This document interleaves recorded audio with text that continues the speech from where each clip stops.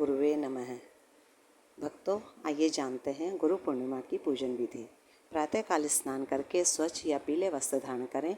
पूजा स्थान पर भगवान विष्णु, श्री महर्षि वेद व्यास और अपने गुरु का चित्र अंकित करें। दीपक जलाकर चंदन, अक्षत, पुष्प, धूप, नैवेद्य और फल अर्पित करें। ओम गुरुवे नमः तथा ओम नमो भगवते वासुदेवाय मंत्र का 108 बार जाप करें। गुरु पूर्णिमा की कथा सुने। अपने गुरु, माता पिता या किसी विद्वान ब्राह्मण का सम्मान करें और यथाशक्ति दक्षिणा, वस्त्र, फल और अन्न का दान करें। अंत में आरती करें और प्रसाद वितरित करें। आइए सुनते हैं गुरु पूर्णिमा की प्राचीन कथा। प्राचीन काल की बात है, जब संसार में ज्ञान का प्रकाश फैलाने वाले महर्षि वेदव्यास के चारों वेदों का विभाजन किया, महाभारत और 18 पुराणों की रचना की।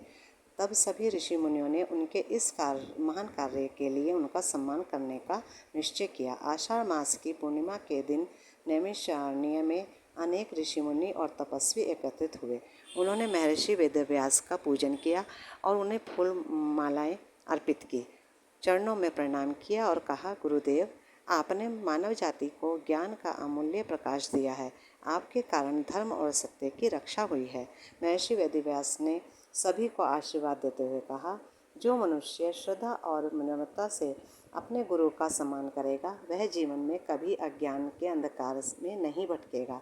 उसे ज्ञान, यश, सुख और मोक्ष का मार्ग प्राप्त होगा। उसी समय वहाँ एक निर्धन ब्राह्मण भी उपस्थित था। उसके पास न तो धन था और न ही कोई बहुमूल्य भेंट। उसने केवल एक लोटा जल और कुछ पुष्प और अपने हृदय की सच्ची श्रद्धा गुरु के चरणों में अर्पित कर दी। महर्षि वेदव्यास उनकी भक्ति से अत्यंत प्रसन्न हुए और बोले, वत्स, सच्ची श्रद्धा सबसे बड़ा उपहार है। तुम्हारे घर में कभी अन्न और धन की कमी नहीं होगी। कुछ समय बाद उस ब्राह्मण का जीवन बदल गया। उसके घर में सुख समृद्धि आई, परिवार में शांति बनी रही और उसकी विद्वता का सम्मान दूर दूर तक होने लगा। यह देखकर नगर के लोग भी गुरु की महिमा को समझ गए। उन्होंने निश्चय किया कि प्रत्येक वर्ष आषाढ़ मास की पूर्णिमा के दिन गुरु का पूजन करेंगे, ज्ञान प्राप्त करेंगे और दान पुण्य करेंगे। तभी से यह दिन गुरु पूर्णिमा या व्यास पूर्णिमा के नाम से प्रसिद्ध हुआ। इस दिन गुरु पूर्णिमा की पूजा करने से वेद व्यास जी का स्मरण करें और दान करने और सदाचार का पालन करने से भगवान विष्णु की कृपा प्राप्त होती है।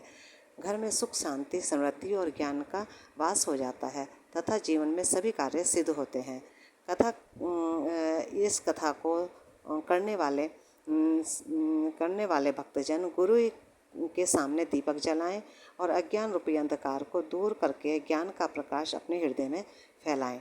इसलिए गुरु पूर्णिमा के दिन अपने गुरु, माता पिता और शिक्षकों का सम्मान करना, उनका आशीर्वाद लेना तथा दान पुण्य करना और अत्यंत शुभकारी माना जाता है। श्री गुरुवे नमः। यदि आपको यह वीडियो पसंद आई है तो इस वीडियो को लाइक करें, सब्सक्राइब करें और अपने मित्रों के साथ शेयर अवश्य करें। अंत में श्री गुरुवे नमः का जाप अवश्य करें। ओम नमो भगवते वासुदेवाय श्री कृष्ण गोविंदाय नमो नमः का जाप भी 108 बार करें। ओम श्री गुरुवे नमः, ओम श्री गुरुवे नमः, ओम श्री गुरुवे नमः।